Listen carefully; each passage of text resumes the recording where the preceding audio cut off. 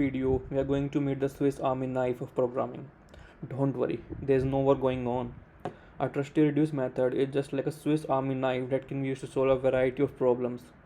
First, we'll discuss the very basics of it, and in the later part of the video, we're going to tackle a pretty decent problem that will make your understanding of reduce method very clear and clear. So, let's reduce the complexity of our code and let's get started on this exciting journey together. So as you can see on the screen, I have a marks array that contains 5 different elements. These are basically marks obtained by a student. So let's say you get a task to calculate the total marks that he has got in all the subjects. Okay, so here what we can do is we can apply reduce, which is basically a higher order method that is provided by JavaScript, and it basically the main purpose of reduce method is to basically reduce an array into a single value. So let's apply a reduce method and see the syntax of reduce. I'm gonna apply this reduce method on this array which is marks, and it basically takes two argument. So but first we'll discuss only the one which is a callback function, and this callback function this basically takes four argument, which is basically a previous value, current value, index, and the array itself. So these two parameters are required and these two parameters are optional.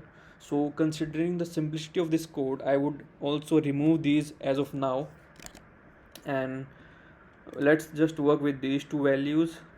And let me basically wrap this up.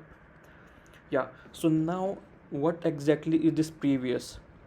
So as you know, whatever callback function we provide inside our higher order functions, they basically execute once for every element in the array.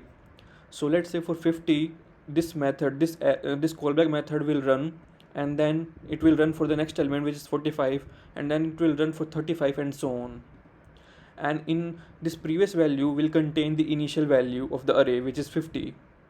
Value currently is 50 and the current value is 45. So if I write plus previous plus current value over here, what would happen is the previous value currently is 50, so and the current value is 45, so 50 plus 45 would be 95. Okay, and in the second iteration the previous value, the 95, it would become the previous value, and this 35, this will become the current value, and whatever the sum would and then in the next iteration the sum of 95 plus 35 would become the previous value, and 26 will become the current value. Okay, so this is the looping that is going on while we are using a reduce method. So let us now see the result, and here let me store the marks, total marks equals to, and let me log the total marks.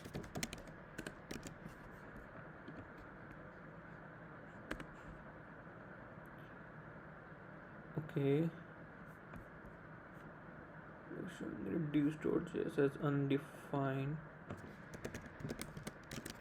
Okay, I forgot to add the return statement.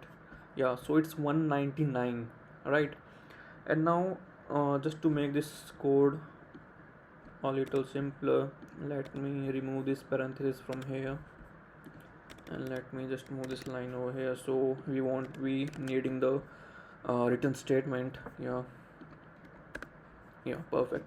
So now what we need to have a look at is that this is basically a callback function, right?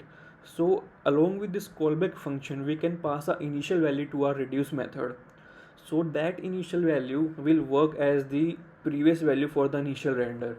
Let me show you how it can be done. So let's say I pass 10 as the initial value. So now please focus and have a look at this output, how this output will change if I pass an initial value over here. See, the 10 got added to our total, so this 10 basically worked as an initial value. Okay, so here we can pass initial value if it depends on our use case, and currently I won't be needing it, so I'm removing this.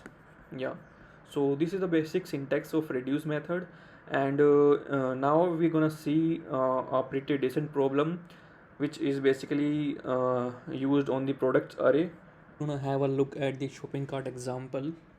So here I have an array which is an array of objects which basically contains the data, which is an ID, a name of the product, price of the product, and the quantity. So the problem statement is we need to find the total value of the cart. So let us assume that this is the shopping cart of an customer, and he has added all these products inside this in his cart, and he has certain quantities. For some products it is 1, for some it is 2. So we need to calculate the total value of this cart. So here reduce is the best example. So let us see how we can do that. So shopping cart dot reduce, and here what we can do is I can write the callback function, and I can pass the accumulator and the current value. So accumulator will basically keep on storing all the submissions, and then what we're gonna do is we're gonna take the accumulator plus for the current value. What is the current value? For the first iteration, the current value, the accumulator would be this, and then the current value would be this. So how can we so basically the data type is object, and how do we access the properties of objects? We do it by using dot. So I can say that quantity, okay, sorry, first it would be the price multiplied by the current item, current whatever item is, and the quantity of it. Okay, that is how we basically calculate the price, right? Simple maths. Yeah, so now this is our formula, and along with this we need to pass an initial value to it. So here we are going to pass 0 because initially we want the sum to be 0, and let me store it as cart value, and let me log the cart value. Hopefully it would work, and let us see the cart value. Not would be reduce, and let me comment the total marks. Yeah, so here it is 3100.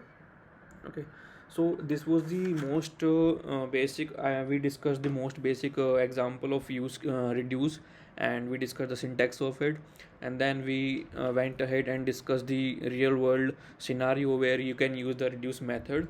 So I hope this video made you understand the basics of reduce, and if you like this video, please do share liking it, commenting over it, and whatever doubt you have, and please do share it along with your friends.